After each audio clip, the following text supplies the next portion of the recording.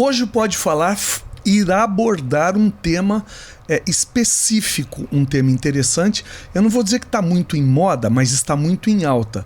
Falando do transtorno do espectro autista, falando de terapia ocupacional. A gente ouve muito falar disso e a minha entrevistada de hoje, eu disse para ela que quem sabe mais desse tema ou é quem precisa dos serviços ou é quem trabalha no ramo.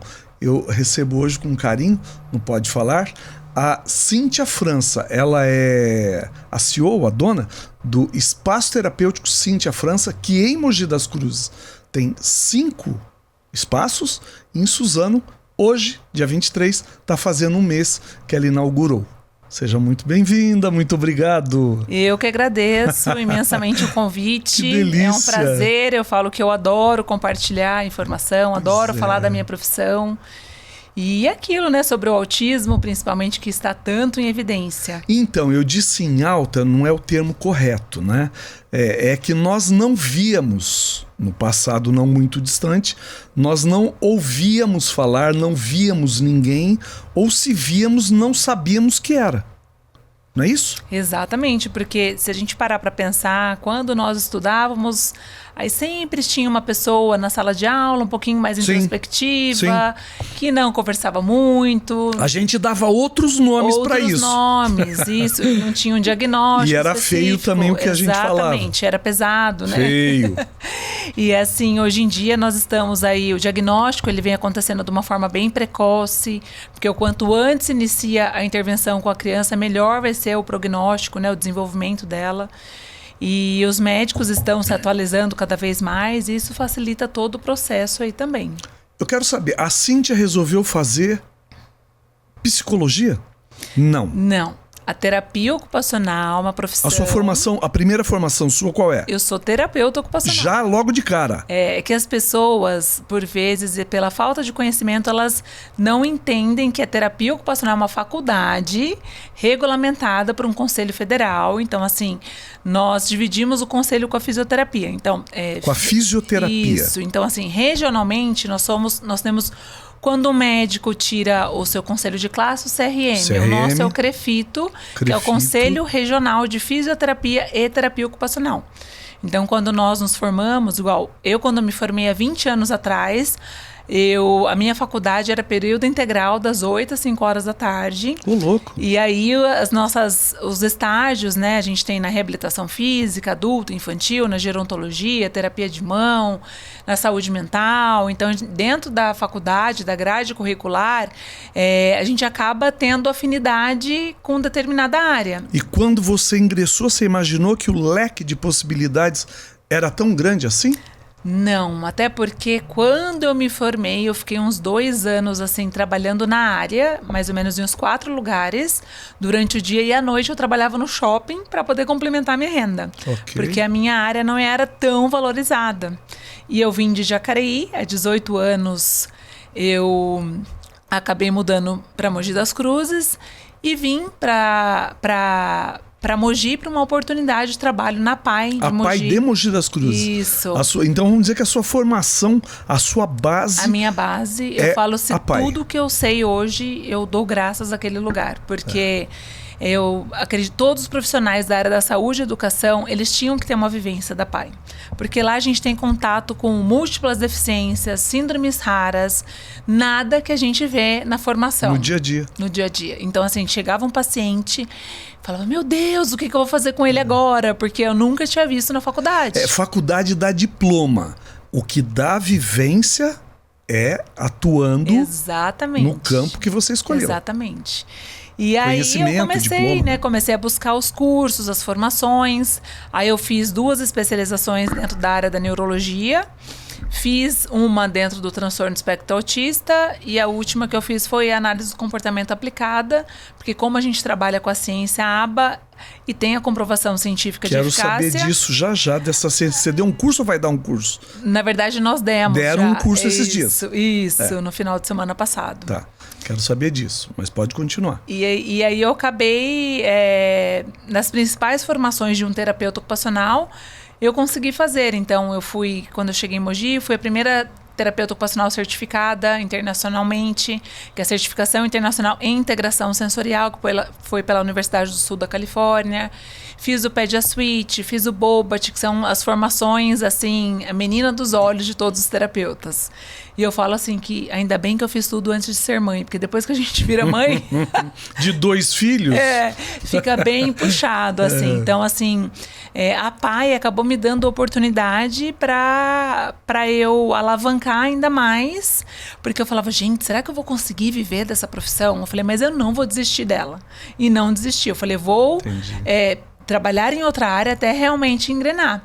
E quando eu atuava diretamente na PAI, eu comecei a atender os meus pacientes no particular, home care. Então, eu ia até a casa dos pacientes, porque assim... Existia uma necessidade, uma deficiência no mercado? Uma deficiência no mercado, uma procura muito grande pela minha atuação. Então, quando eu cheguei, os pais começaram a me procurar, porque eles conheceram o meu trabalho através de alguns médicos, começaram a ter indicações. E eu comecei a atender alguns pacientes. Eu falei, opa, mas espera aí. Para eu poder ir até a casa do paciente, eu levo um tempo muito grande. Por que não ter o meu próprio espaço? Só que daí, como eu não tinha ainda condições financeiras, eu comecei alugando salas, né? Então, eu fiquei por 3 anos em uma clínica. Aí eu acabei saindo de lá, permaneci por mais 3 anos em outra. Formei a minha equipe de terapeutas ocupacionais. Tinha eu e mais 3 TOs atuando. Eu falei, agora está... na hora de eu montar o meu próprio espaço. Então, com medo, sem dinheiro algum... Com medo... falei, vai com medo mesmo. Vai, né? Vai. E eu lembro que na época, uma amiga, né, na época falou assim, Cíntia, como que você vai fazer? Você vai precisar de um valor. Eu falei, não, tá tudo bem, tá tudo tranquilo. E aí, na época, eu falei assim... eu vou aceitar a sua ajuda. E eu lembro na época que ela me emprestou, eu falei, eu preciso de 25 mil reais. Ela foi e depositou 50 mil na minha conta. Nossa, quero conhecer a sua amiga. E aí, assim... eu quero conhecer ela. Eu falei, gente... Aí eu abri em fevereiro, em março veio a pandemia. Aí eu falei, o que eu fiz da minha vida? Como é que eu pago essa mulher? Como que eu vou pagar essa mulher, as minhas contas, o aluguel? Sim. Permaneci 45 dias fechada. Totalmente? Totalmente. Perdi quase todos os meus pacientes, porque óbvio. Os pais ficaram com muito receio de sair. Só que aqueles pais que começaram a trabalhar no home office, eles começaram a perceber os sinais de alarme dos seus filhos. E começaram a me procurar. Aí eu comecei no atendimento de forma remota, online, prestando consultorias, e aí na hora que deu uma aliviada, nós começamos a atender em consultório, com todos os critérios as precauções possíveis, a parte de higienização, e esses pacientes começaram a chegar e esses pais falaram, poxa vida, você só tem terapeuta ocupacional e na época uma fisioterapeuta, por que não ter toda a equipe? Aí eu comecei a captar outros profissionais e montar a minha equipe, então da área da educação e da área da saúde. E eu digo assim que, infelizmente, muitos profissionais fecharam suas clínicas, comércios se fecharam na pandemia, eu cresci. Muitos setores faliram, inclusive. Exatamente, muitos setores faliram. E eu acabei crescendo nesse período. Em 10 meses eu consegui quitar o que eu devia, né, para essa amiga, no qual eu sou muito grata a ela. E aí a clínica ela foi crescendo, só que eu sempre tive medo. Aí foi aí que entrou o meu esposo. Maridão. Maridão, Danilão. Seja e aí eu falei, Danilo, também. Eu me formei para ser terapeuta ocupacional. E o Danilo é de uma área que não tem absolutamente nada a ver. É engenheiro, tem nada a ver com a Cíntia, não tem nada a ver com a área que a Cíntia atua. Nada a ver, e ele veio de chão de fábrica, ele tinha experiência lá com o pessoal da área de produção mesmo. Peão, né? Experiência com peão, vamos falar português correto. E aí, quando ele veio, ele trouxe a setorização, ele trouxe a organização, e a nossa empresa começou a crescer, e ele falava assim, eu falava, Danilo, como que a gente vai fazer? A gente não tem dinheiro, como que a gente vai abrir ali, como que a gente vai alugar? Cíntia, vai dar certo. Vai. E dava. E dava. Então, assim, hoje em dia... Eu morria de medo para as coisas, só que hoje em dia a gente precisa realmente arriscar, porque o não a gente já tem, né? A ousadia. Se você, independente da sua capacidade profissional, seja lá em que área for, né? E especificamente da sua, se você não tivesse essa ousadia e também o suporte, né? Eu devo dizer que o Danilo ali foi um âncora fundamental para que você pudesse encontrar sustentação para dar os passos. Sim, porque da parte administrativa eu não entendia nada. Nada. Eu fazia tudo, assim. Eu lembro que na época, quando abri a clínica, eu que limpava. Sim. Era eu que fazia a parte financeira, porque eu não tinha condições de contratar pessoas. Tinha que fazer tudo. Tinha que fazer tudo, né? E aos poucos... É natural. E eu falo assim, por isso que eu falo... Quando a gente tem um crescimento profissional, mas a gente nunca pode esquecer da nossa base, de onde nós viemos, quem que nos impulsionou, né, para que a gente alavancasse aí, que a gente crescesse. Eu falo que eu sou uma pessoa muito grata, porque o sentimento mais nobre do ser humano é a gratidão. Sem dúvida. Então, todas as pessoas que me ajudaram nesse percurso aí, independente se elas estão na minha vida ou não, eu sou muito grata. E tenho muita, muita gratidão mesmo. E esse meio do caminho, você abriu o primeiro espaço para ter o segundo espaço, demorou? E no prédio comercial, eu tinha 3 salas. E eu tinha 2 salas ali que era recepção, 2 salas de terapia ocupacional e uma sala para fisioterapia. Aí eu peguei praticamente o segundo andar. Eu fiquei com 10 salas de atendimento. Tá bom. Aí eu só tenho uma sala que não era nossa. E até hoje ela falou, eu gosto de ficar aqui porque tem barulho, tem movimento, a hora passa rápido. E aí foi em torno de mais ou menos 1 ano, nós acabamos abrindo a segunda unidade. Porque, na verdade, essa questão de unidades é algo que, se eu pudesse, e muito em breve, Deus vai abençoar, eu queria um prédio comercial mesmo. Com tudo ali dentro. Com tudo, como aqui em Suzano. Como aqui em Suzano, que nós vamos falar já. Porque é ruim, né, dessa questão, vai para um, vai para o outro, falta um profissional, falta uma recepção, aquela correria.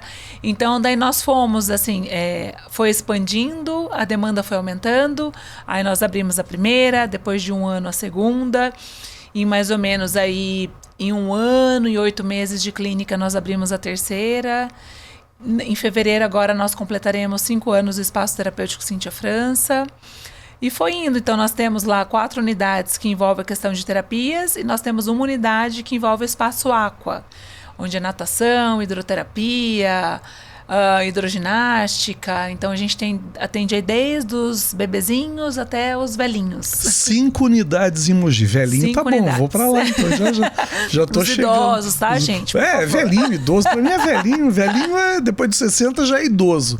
Então a gente já vai virando velhinho, não tem jeito. Mas que bom que vira velhinho, né? Silvio Santos morreu agora com 93 anos. Quantas pessoas vivem bem até os 93 anos? Você conta no dedo. Pessoas da família e pessoas que você conhece. Sim. Exatamente. Conta no dedo. Que bom, né? Que bom. Você virou um velhinho, uma velhinha, tá na terceira idade, porque é muito difícil você chegar nesse ponto. Me perdi aqui. Mas assim, essas 5 unidades suas, elas abrangem todas as especialidades dentro de um tratamento de terapia ocupacional. Na verdade, nós temos a terapia ocupacional, aí nós temos a fisioterapia, fonoaudiologia, psicologia, terapia assistida por animais, psicomotricidade, psicopedagogia. Olha isso. A gente tem aplicador ABA.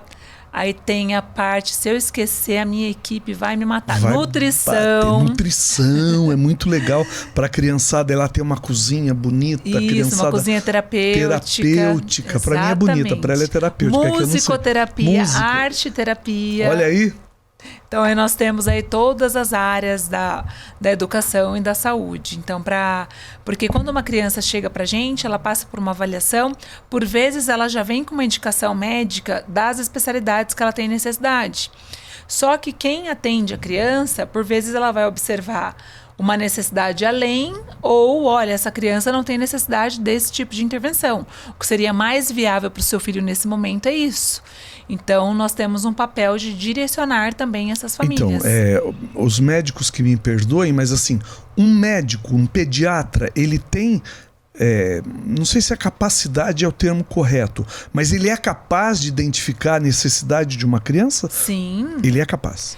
Porque no primeiro ano de vida, o pediatra é o que tem mais convívio com o bebê. Mais convívio. Porque mensalmente ele está ali. Sim. Por exemplo, a pediatra dos meus filhos, ela aplica uma escala de avaliação do desenvolvimento. Você tinha medo que seus filhos viessem com algum tipo... Porque hoje Meu Deus. A gente fica totalmente tropeça quase em e vários... até o meu segundo filho agora já estava com 40 anos, então a predisposição é muito grande.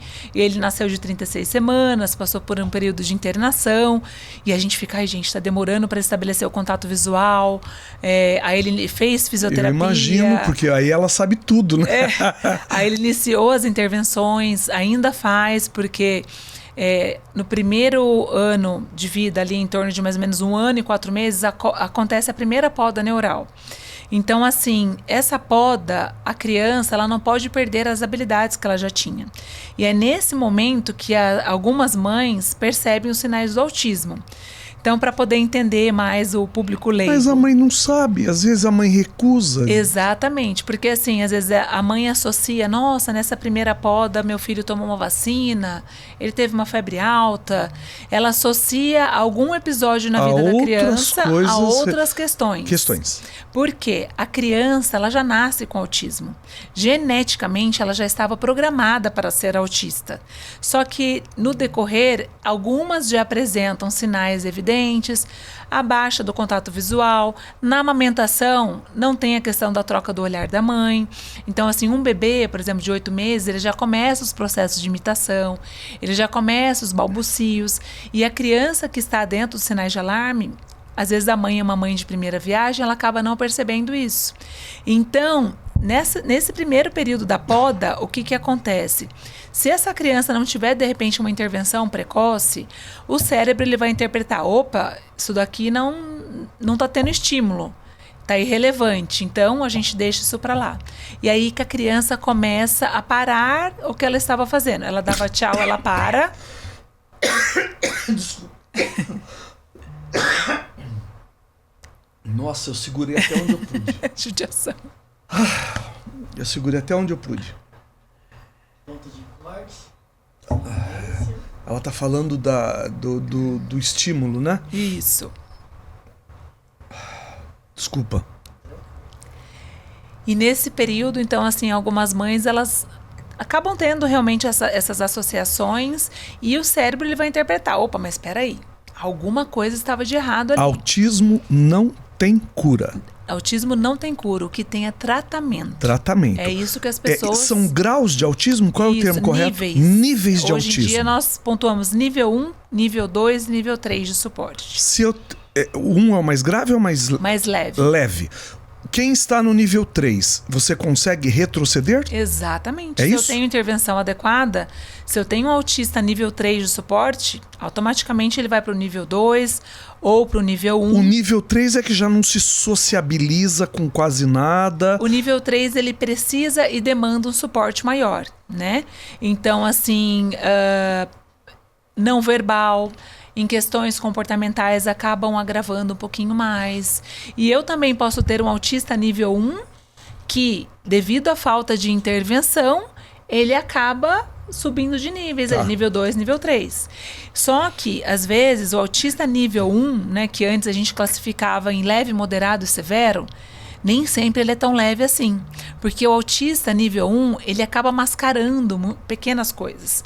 E aí, quando vai crescer, na fase da adolescência, é um autista que às vezes é um adolescente que pode desenvolver de repente uma depressão, pode desenvolver de repente uma questão de um suicídio, pode ter uma dificuldade imensa de relacionamento interpessoal, se isso não é diagnosticado ali nessa fase da infância. Aí cresce um adulto introspectivo, que tem uma dificuldade de se relacionar, não para em trabalho nenhum, tem questões mais específicas. Então é possível que uma criança não seja diagnosticada com autismo na infância e seja diagnosticada com autismo já na adolescência? Sim, ou na fase adulta. Ou na fase adulta? Só que o que acontece? Nós estamos tendo uma chuva de diagnósticos agora na fase adulta. Na adulta já? Isso muito me preocupa. Mas aí é outro nome que estão dando para isso. Então, por vezes, para ser um autista, desde lá de bebezinho, tem que apresentar os sinais. Ok. Não é porque eu sou um adulto, que eu tenho uma dificuldade interpessoal, uma dificuldade ali de permanecer num trabalho. Alguns exemplos, né? Algumas coisas mais pontuais. significa que você é autista. A pessoa pode ter um transtorno de personalidade, ela pode ter outros diagnósticos e não ser autista. Como que chama esse diagnóstico que está na moda agora, que todo mundo fala? O TDAH. TDAH, isso. Transtorno de déficit de atenção e hiperatividade. Isso. Se confunde com o autismo? É, porque até assim, o TDAH, ele tem várias questões que o autista não teria. Então, o TDAH, existem o TDAH, que é só o transtorno de déficit de atenção, o TDA, desculpa, que é o transtorno de déficit de atenção, e o TDAH, que é o transtorno de déficit de atenção e hiperatividade.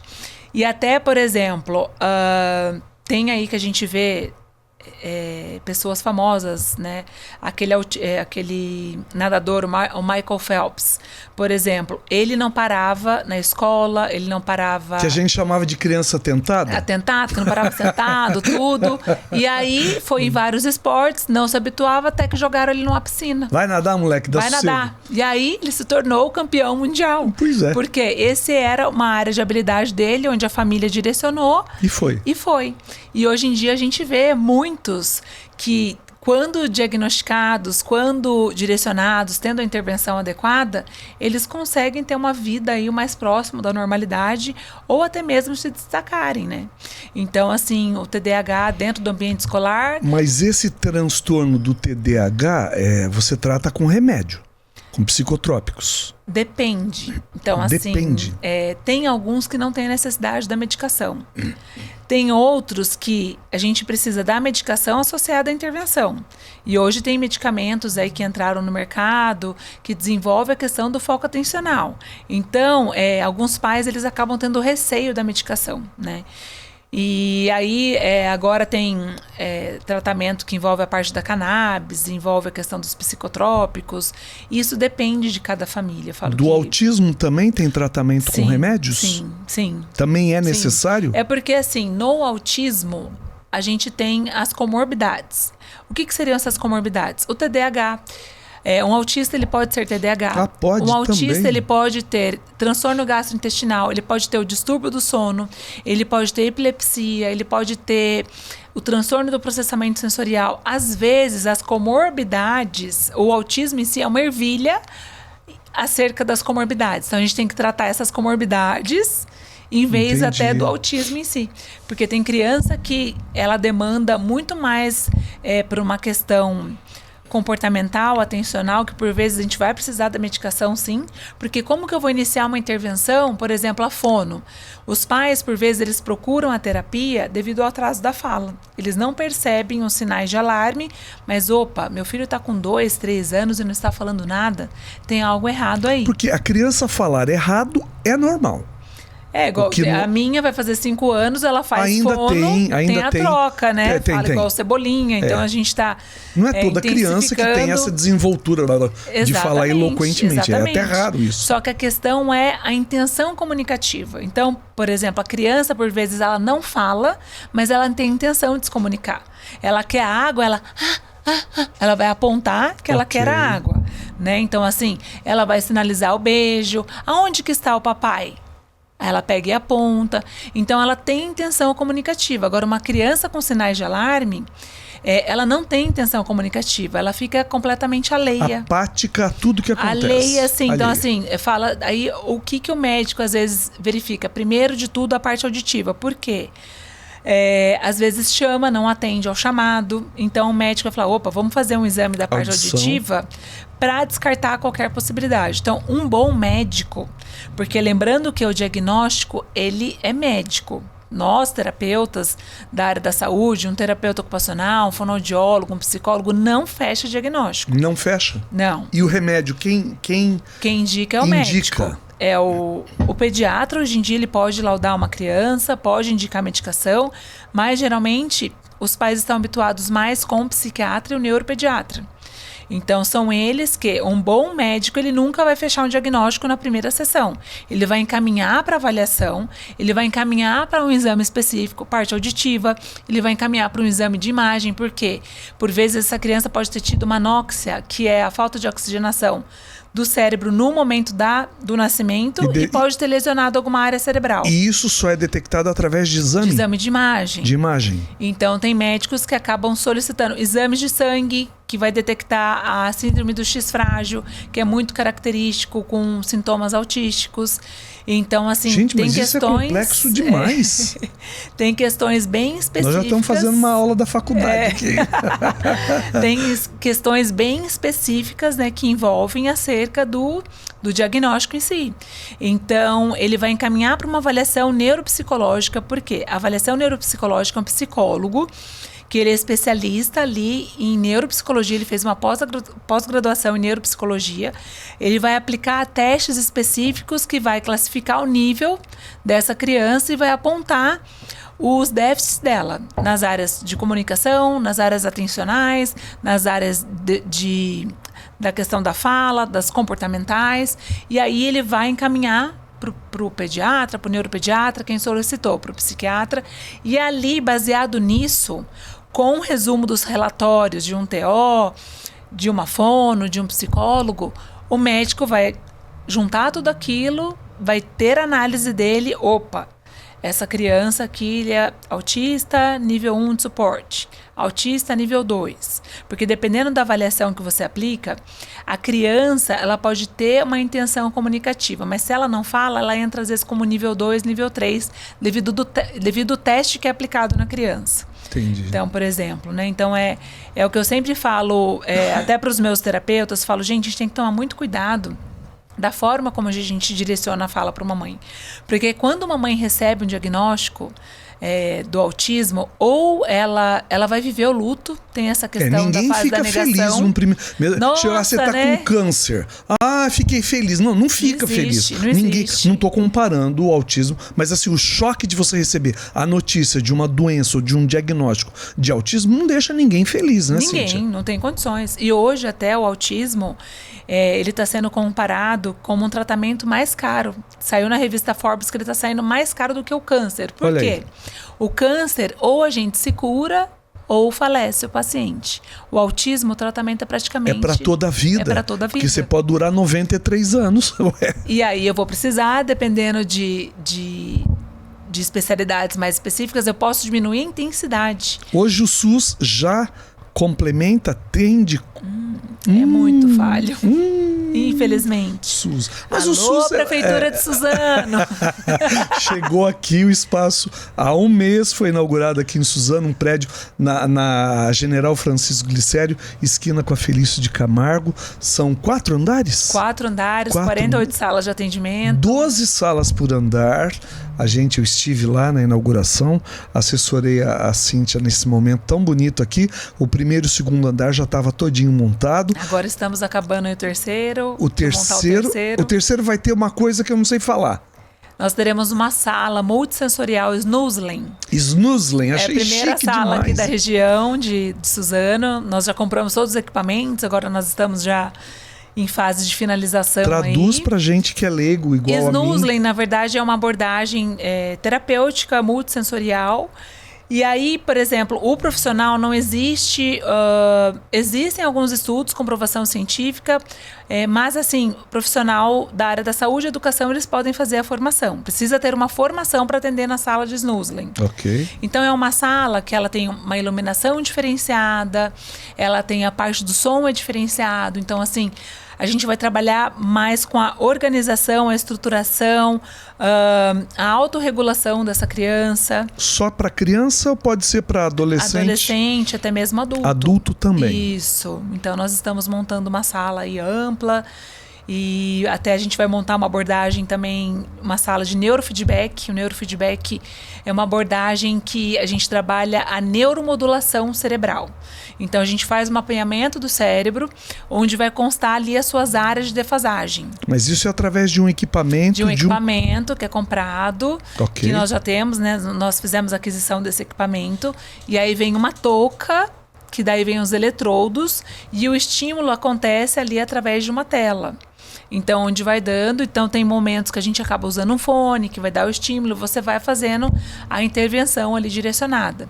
E através disso, daí a gente consegue trabalhar tanto com crianças como pessoas depressivas, pessoas obesas, pessoas com dependência química. Então, tem estudos voltados assim de eficácia para essas áreas também.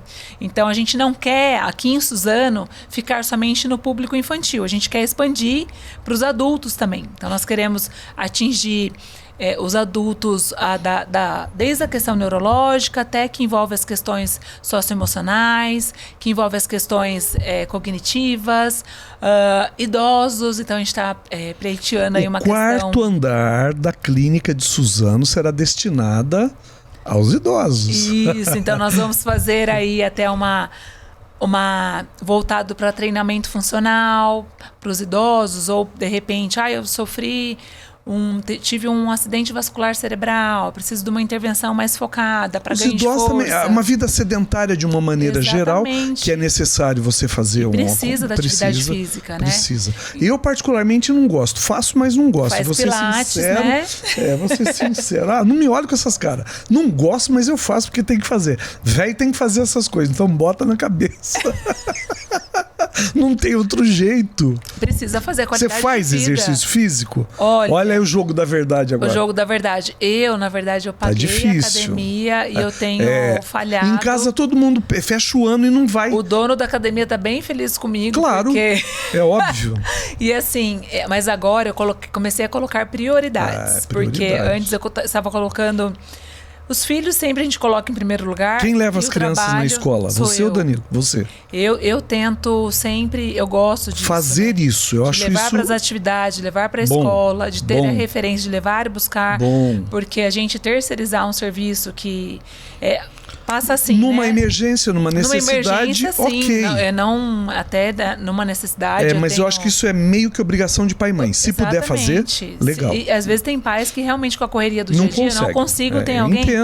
E eu não tenho rede de apoio em Mogi, né? Então, assim, é eu e o Danilo. Não tem pai e mãe em Mogi. Não tenho pai e mãe, que os meus pais. A sua mãe só veio na inauguração.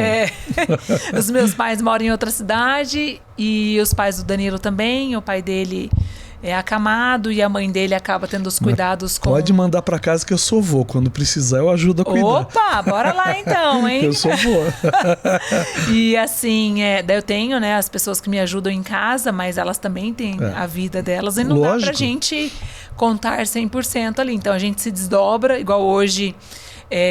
saindo daqui eu tenho essa questão, tenho uma reunião de equipe, tenho lá a reunião com os pais da clínica, então daí eu preciso que alguém fique, que o Danilo chegue mais cedo. Que pegue. E aí a gente faz toda uma programação, né, trabalha com previsibilidade. E hoje a Cíntia é mais profissional da área de TO ou mais empresária?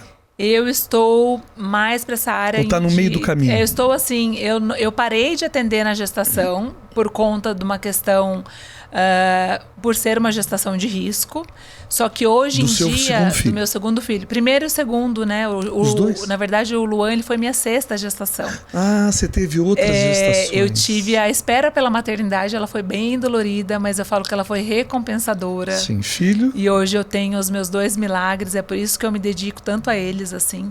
E antes eu me culpava demais. Gente, estou trabalhando tanto com o filho dos outros, estou deixando os meus, né?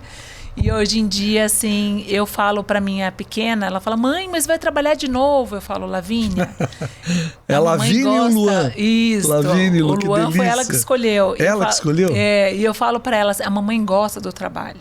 Eu gosto de trabalhar. E eu preciso trabalhar porque eu gosto. Não deixo, assim, para ela uma necessidade que... é uma questão de parte financeira. De sobrevivência. Não, como falar, eu vou vou trabalhar para comprar um brinquedo para você. Não, eu trabalho porque eu gosto. Eu gosto, né? Então, hoje em dia, eu entro na sala de atendimento. Então, assim, eu faço a supervisão com os profissionais. A gente discute casos. Eu ainda participo das principais formações. Eu quero voltar a atender, né? Então, tô me estruturando, organizando para atender alguns casos, para não perder a mão, porque eu penso sempre assim, a gente nunca sabe o dia de amanhã. Sim. Então a gente precisa, eu sou uma profissional da área, me especializei para isso. Então assim, eu preciso continuar me capacitando para eu poder dar o suporte para minha equipe e para um dia também, se realmente eu precisar, né, eu acabo conseguindo atender. Então, assim, hoje em dia, meu foco são as crianças. Mas se me der um idoso, eu vou atender. Se me der um paciente com AVC, eu vou atender. Porque na minha base, no meu início, eu não escolhia pacientes, porque eu precisava trabalhar. Sim. Então, o que vinha de demanda, eu atendia muito bem. Então, e eu buscava supervisão, buscava os cursos, buscava as formações. Continuo buscando. Eu queria falar sobre essa análise de comportamento aplicada, que foi esse curso que você ministrou agora, o aplicador. Nós temos aí nós estamos na 14ª edição do curso. Nós formamos aí mais de 1.200 pessoas já. E aí, até agora, nós vamos lançar em formato online esse curso. A gente chama ABA Pro, curso de aplicador ABA. Pro. Isso. Então, nele, a gente dá uma introdução à análise do comportamento. A gente tem a questão das bases de estrutura cerebral do autista. A gente fala do transtorno do processamento sensorial. Primeiro, até para poder entender. E aí a introdução à análise do comportamento, porque hoje o que tem comprovação científica de eficácia no tratamento do autismo é a análise do comportamento. Então, assim, a criança, a própria ciência diz que a gente, no mínimo 15 horas e no máximo 40 horas de intervenção na semana. Só que fala 40 horas, né? Como assim? O dia todo? O dia todo. E aí a ciência, ela preconiza a questão do ambiente natural, que é o ambiente natural que seria o quê? Casa e escola. Só que, hoje em dia, o nosso tratamento, é difícil os pais conseguirem bancar o tratamento de uma forma particular. Então, as operadoras, elas não pagam tratamento externo. Então, porque eles entendem o quê? Operadoras que se fala são os planos de saúde. Os planos de saúde, os convênios que a gente tem, que na maioria das vezes não ajudam em absolutamente nada. E aí, hoje em dia, assim, isso está saindo muito caro para os planos de saúde. E aí eles param e pensam, mas espera aí, se a criança precisa de um aplicador ABA na escola, e a escola é de educação e eu sou da saúde, por que eu vou arcar com essa despesa? Se existe uma lei que respalda a família... Existe um conflito de interesses aí no meio do caminho. Porque até existe uma lei, que é a Lei Berenice Piana, que resguarda que todo autista deve ter um acompanhante terapêutico especializado. Só que nenhum pai...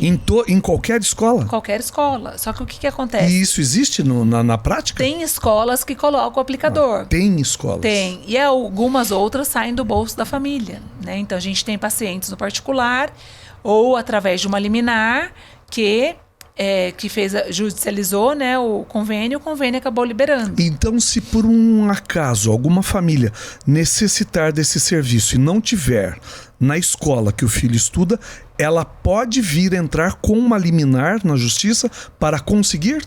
Não. Os pais, eles por vezes acabam entrando, só que o que acontece? Saiu uma normativa que o plano de saúde, ele não tem uma obrigatoriedade de fornecer o terapeuta ambiente externo. Então, assim, muitas liminares estão caindo.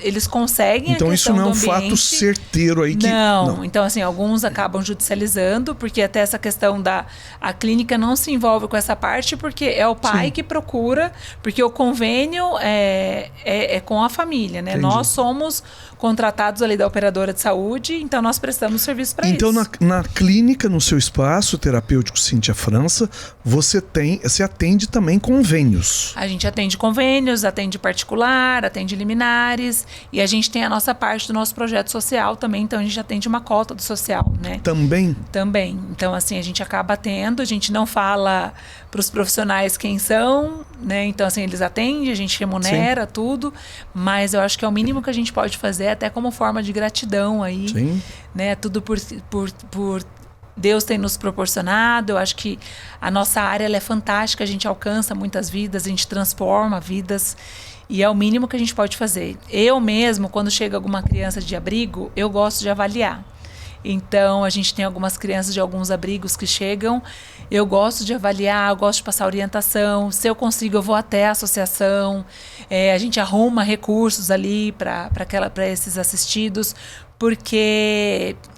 Igual esses dias chegou uma bebezinha de 8 meses, ela chegou lá com mais ou menos com uns 4 meses. Ela chegou com um bicho na cabeça, com uma assadura imensa, ela chegou a ficar mais de 15 dias sem trocar fralda. Os maus tratos. Maus tratos absurdos, assim, totalmente ressabiada, mas daí chorosa. Também tá louco, né?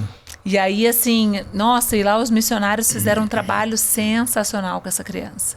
Então, hoje ela está fazendo a fisioterapia, aí a gente está dando todo o suporte ali para ela, porque ela ficou com atrasos motores bem significativos, devido à falta de estímulo e à privação, né, desse estímulo. Mas isso não quer dizer que essa criança vai desenvolver algum tipo de problema? Ou quer dizer? Então, até agora, ela sabe. está passando por acompanhamento médico. Ela vai fazer os exames de imagem, por quê? A gente não sabe a história anterior dessa criança. Se de repente foi uma mãe que utilizou drogas, se de repente foi uma mãe que de repente privou da parte de questão nutricional para essa criança, ela pode ter prejuízos referente a isso, que pode acarretar aí no desenvolvimento dela. E essa criança provavelmente vai para adoção. Ela vai para adoção. Vai para adoção. E daí, quem vai adotar vai receber um diagnóstico de tudo que a criança tem. Sim. Que existem famílias que não se importam. Com determinados tipos de problema. Que às vezes descobrem o diagnóstico após e devolvem. E devolve a criança. Isso aí já isso é sacanagem. É muito triste, né? É muito triste. Nenhum animal merece ser devolvido. Não. Imagina uma criança, assim, é algo muito, muito pesado, realmente. É muito pesado. Bom, você que não segue ainda a Cíntia França, o @ dela no Instagram é espaço Cíntia França, mas escreve-se Espaco, sem o cedilha, evidentemente. O Cíntia dela é chique, tem TH. E o França não tem cedilha, né? Pode parecer meio complicado, mas se também você digitar lá Cíntia França, daqui a pouco passa ela aqui. Se você digitar lá o Cíntia França, vai encontrar no Instagram para você saber um pouquinho mais de tudo isso daí. 1 mês em Suzano. Como é que tá essa estrutura que você chegou aqui em Suzano, balançando o coreto aqui de todo mundo? Balançando o coreto, é ótimo, né? Assim, até as pessoas, igual quando você chegou lá, falou, nossa, eu achei que era uma sala. Eu achei que era uma sala. Daí cheguei lá, a senhora do café, que eu não me lembro o nome dela, uma simpatia por sinal, café cheiroso, eu fui na cozinha, falei, olha que café cheiroso que a senhora fez. Onde que é a sala da Cíntia? Mas daí eu comecei a olhar no corredor, olhava para um lado, todas as salas tinham a plaquinha. Olhava para o outro, todos... Falei, mas onde que é? Ela pegou e falou, eu falei, é o andar inteiro? Ela pegou e falou assim, andar inteiro, é o prédio todo. Olha, pra mim... Eu falei, ela é louca. É louca. Você achou também que você era? Não, sou, né? Você tem certeza? Eu falo porque, eu falei, tá sendo um desafio muito grande. Né? Porque assim, nós temos realmente que inovar, porque hoje em dia a questão por mais que a gente tenha convênios em Mogi, por exemplo, quando a gente abre uma unidade, a gente tem que fazer nova extensão, como se fosse novos credenciamentos. E isso ainda está em andamento. Sim. Então, nós estamos com uma fila de espera de mais de 250 crianças. Olha aí. E aí, aguardando essa questão com os convênios para poder liberar e a gente ofertar. Para atender. Porque assim, você que assiste no YouTube aí, você tá lá em não sei em que lugar, a cidade de Suzano, estado de São Paulo, Mogi das Cruzes, a cidade vizinha, e digamos assim que as cidades vizinhas, Ferraz de Vasconcelos, Itacoaxetuba, Poaro, já são cidades e pessoas que levam os seus filhos até Mogi das Cruzes. E hoje, por conta do trânsito, vamos combinar que tá muito longe, né? Tudo ficou muito longe, não é? Por vezes vão de trem, porque não tem acesso ao carro. Aí a criança, por vezes, não vai querer entrar num trem, criança com autismo. Tem as limitações. Aí a dificuldade, às vezes, da parte financeira, da estação é longe da clínica. Como que eu vou para eu poder pegar um Uber até lá, se eu tenho terapia, por exemplo, todos os dias da semana? Complica. Então, nós abrimos aqui, ficou num ponto muito estratégico, porque a rua de trás já é a estação, na lateral já tem um ponto de ônibus. Bem próximo de tudo. Bem próximo de tudo. E eu gostaria de agradecer, porque, assim, Suzano me recebeu de uma forma totalmente acolhedora. Que bom. Até agradeço a você também, Gil, até o secretário de saúde, assim, que foi sensacional. Dr. Diego Ferreira, o secretário de saúde, que está aí fazendo um trabalho maravilhoso. Maravilhoso. E assim, ele, olha, se quiser, ó, tá aqui meu celular, entra em contato comigo. Sim. Diferente da minha cidade, onde eu não encontrei esse tipo de coisas, assim, se hoje o direcionamento foi por algo que nós fomos correndo mesmo, porque por várias vezes eu tentei contato, não foi conseguia. Na unha. Foi na unha mesmo, né? E aqui, assim, até ele se demonstrou totalmente aberto aos nossos projetos. Foi muito bem recebida, acolhida pela primeira-dama também, que até na inauguração foi representando, né, o seu esposo. E eu sou muito grata, muito, muito, muito. Eu tenho certeza que juntos nós poderemos contribuir muito com a cidade de Suzano. Eu tenho certeza. Ter, né, gerar mais empregos. Virar referência no Alto Tietê. Exatamente. Já é uma referência, né? Eu acho que esse passo que você deu aqui, esticando os tentáculos até a cidade de Suzano, com esse prédio de 4 andares, com tantas salas disponíveis, eu acho isso maravilhoso. A gente tá na reta final aqui, que nós já falamos bastante, né?